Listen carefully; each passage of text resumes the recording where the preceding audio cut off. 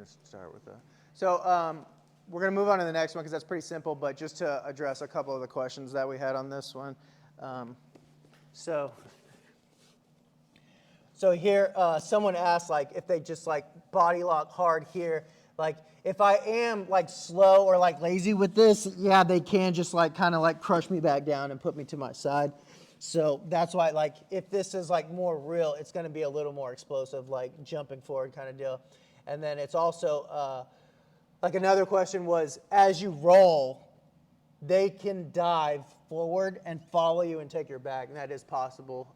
So just be aware that that's a threat. But again, like what you do is you start to defend, you start doing some of the other defenses, get them thinking, boom, and then like it's going to be quicker.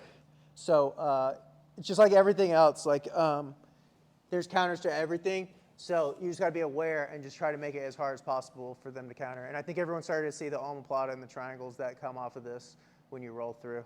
But now we're going to go over the next one. So same thing, hip to hip here. So this one is for like, so if I'm fighting out, sometimes this arm you're going to be able to kind of get it in and use this arm here, but sometimes they're going to be super tight. And then this main defense is like, it's basically like a knee shield. I'm just going to shift a little bit, and I'm going to jam this shin into her hip right here, and this foot is hooking on this side right here.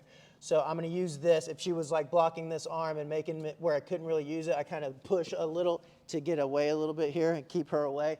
And then I want to start bringing it in. Like if you think about like side control positions, if I was in side control here, I don't want my hand on the outside right here.